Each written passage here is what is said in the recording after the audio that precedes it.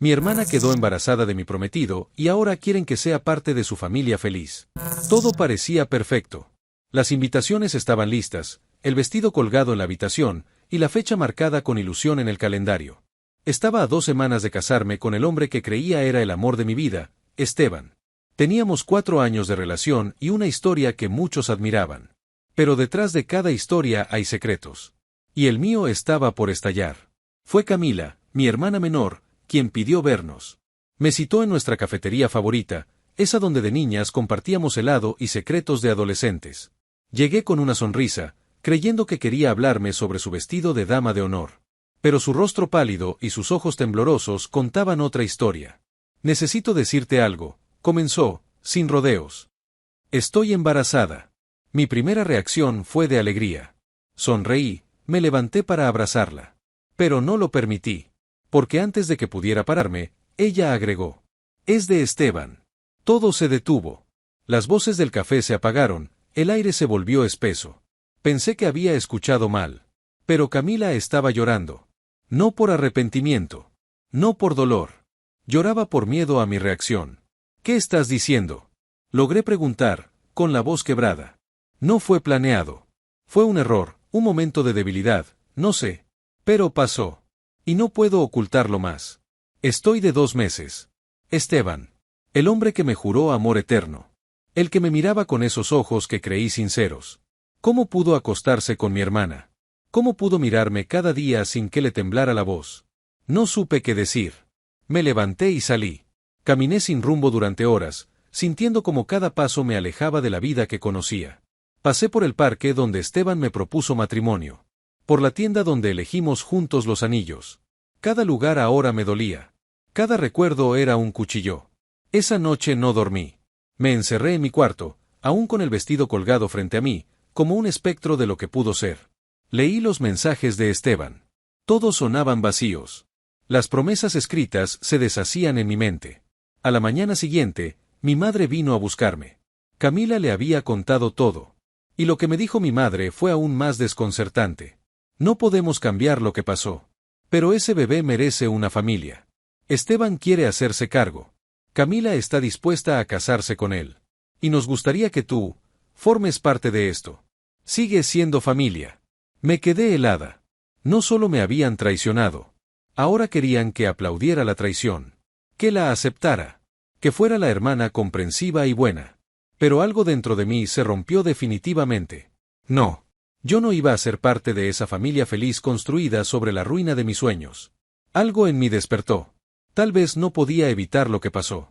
Pero sí podía decidir qué hacer con todo ese dolor. Y no se imaginaban lo que estaba a punto de hacer. La invitación a la reunión familiar llegó 2 días después del desastre. Mi madre insistió en que era necesario hablar como adultos. Que la familia debía encontrar una forma de sanar. Aún aturdida, accedí. No por reconciliación, sino por la necesidad de cerrar un capítulo. Saber hasta dónde llegaba su hipocresía. La reunión fue en casa de mis padres. La misma casa donde crecimos Camila y yo. Donde jugábamos en el jardín y creíamos que la sangre era un vínculo sagrado. Al llegar, me recibió el silencio. Mi padre en su sillón, con el ceño fruncido. Mi madre organizando tazas de té como si fuera una simple sobremesa. Camila, con la mirada baja.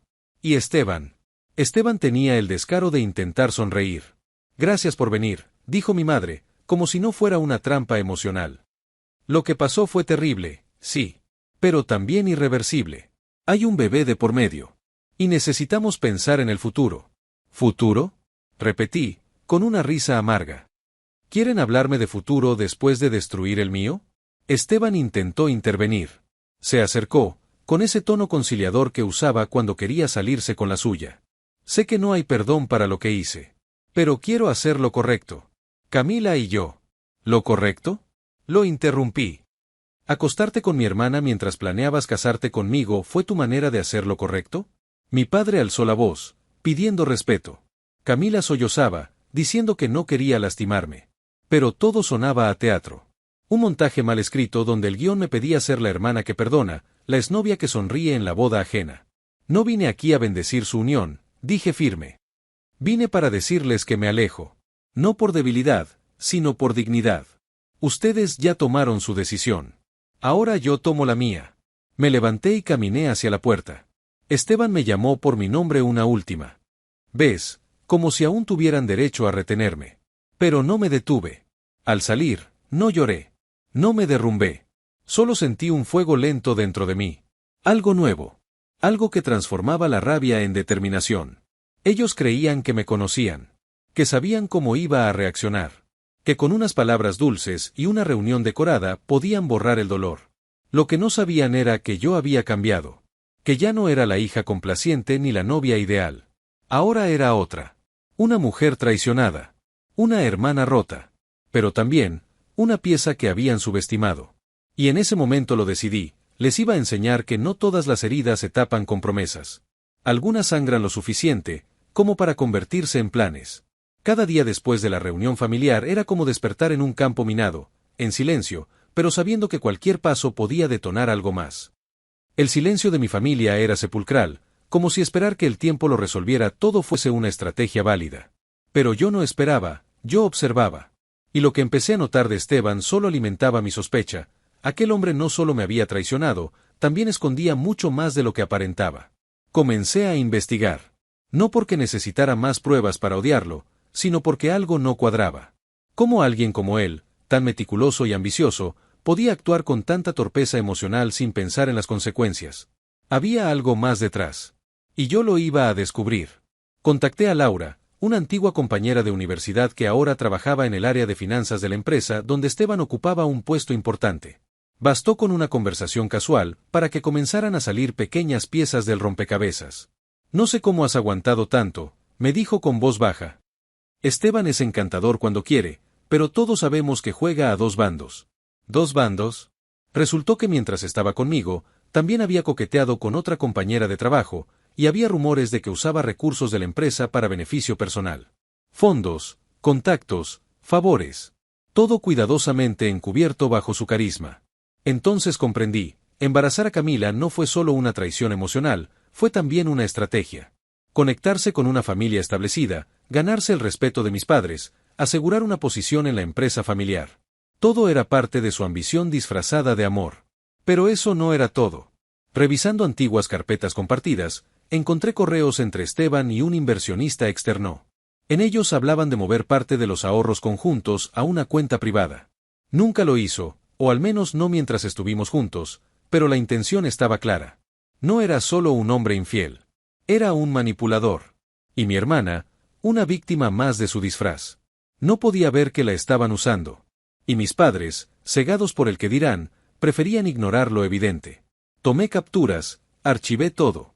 Esa misma noche, en la soledad de mi habitación iluminada solo por la luz azul de la pantalla, creé una carpeta codificada, doble cara. Abrí un cuaderno nuevo y comencé a escribir. No eran pensamientos, eran pasos. Un plan. No para destruir a Esteban con rabia, sino para exponerlo con precisión. El momento de actuar no sería inmediato. Tenía que ser quirúrgico. Porque si iba a enfrentar al hombre que me engañó y a la familia que me dio la espalda, debía hacerlo sin margen de error.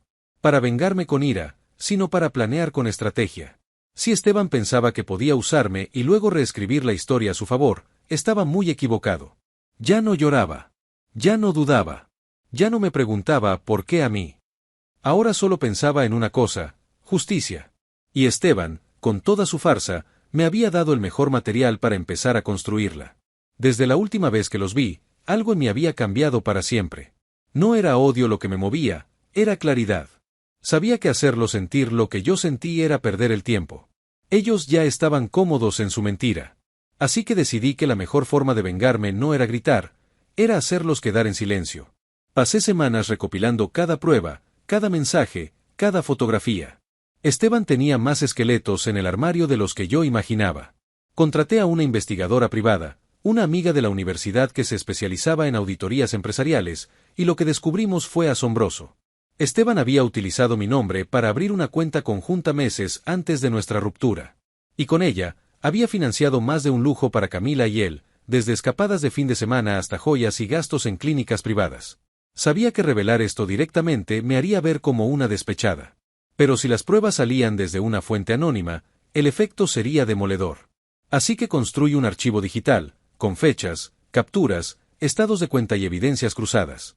Lo envié de forma confidencial a la firma de abogados donde trabajaba mi padre, al correo de la directora del colegio donde daba clases Camila y a la prensa local, conocida por destapar escándalos de familias influyentes. Mientras todo esto se cocinaba, yo sonreía. Fui a un evento familiar, uno de esos almuerzos en los que todos fingían normalidad, y llevé un vestido rojo, altiva, con la cabeza en alto. Camila intentó acercarse con su tono empalagoso y su barriga ya notable. Esteban me miraba con desconfianza, como si intuyera algo. Le devolví una sonrisa vacía y una copa de vino. Esa noche, el escándalo estalló. Las redes ardían. El hashtag #Esteban Montiel Fraude fue tendencia. La escuela suspendió a Camila temporalmente mientras investigaban la relación impropia con un exalumno, otra joyita que apareció en los reportes. Y mi padre, en público, negó tener conocimiento de las cuentas compartidas. Pero en privado, me llamó. Su tono no era de enojo, sino de sorpresa. Me dijo: no sabía que tenías esa fuerza. Tampoco ustedes sabían que yo ya no era la misma. El plan no era hundirlos. Era mostrarles que me subestimaron. Que no se juega con alguien que solo buscaba amor y verdad. Y mientras ellos corrían a apagar fuegos, yo preparaba lo que sería el capítulo final de esta historia. Uno donde yo no era la víctima, sino la autora. Las consecuencias no tardaron en materializarse. Camila, suspendida indefinidamente de su trabajo, intentó limpiar su imagen con comunicados llorosos en redes sociales. Pero el daño estaba hecho. Sus amistades comenzaron a desaparecer, las marcas con las que colaboraba rompieron contratos, y su rostro dejó de aparecer en los círculos sociales que antes tanto adoraba. Esteban, por su parte, fue citado por las autoridades financieras tras la exposición pública de sus movimientos bancarios irregulares. La empresa para la que trabajaba no tardó en despedirlo. Su reputación, cuidadosamente cultivada, se desmoronó como un castillo de arena ante la marea. Descubrí incluso que varias de sus inversiones eran fraudulentas. En silencio, había destruido su propio castillo con las mismas mentiras con las que intentó construirlo. Mi madre, al ver lo que ocurría, me pidió que parara. Que ya era suficiente. Pero yo no había empezado una guerra. Solo dejé que la verdad hablara. Y la verdad, cuando encuentra la luz, no se puede esconder. Mi padre, aunque intentó mantenerse neutral, terminó alejándose también de Esteban. No por mí, sino por preservar lo poco que le quedaba de dignidad social. Y yo me reconstruí. Me mudé a otra ciudad, lejos de los susurros, y abrí un pequeño negocio de repostería. Algo que siempre había querido hacer y que siempre postergué por la vida que planeaba con Esteban. Cada pastel, cada receta, era un acto de libertad. La tranquilidad regresó. Aprendí a dormir sin sobresaltos, a confiar en mí de nuevo, a sonreír sin fingir. Una tarde, en el mostrador de mi tienda, una clienta me reconoció. Me preguntó si era la chica de aquella historia viral. Respondí que sí, con la calma de quien ya no necesita explicar ni justificar nada. Me agradeció por inspirarla. Me dijo que había dejado a su esposo después de años de manipulación. Que yo le di el empujón final para recuperar su voz. Y ahí lo supe, mi historia no solo fue un cierre personal. Fue una voz en medio del ruido, un recordatorio de que el dolor también puede transformarse en algo útil. No me vengué. No destruí. Solo conté la verdad, y dejé que cayera donde tenía que caer. Porque no se trataba de hundir a nadie. Se trataba de salvarme a mí misma. Y en esa decisión, encontré justicia. No la que dictan los tribunales, sino la que se gana cuando elige sanar, avanzar y brillar, incluso después de haber sido partida en pedazos.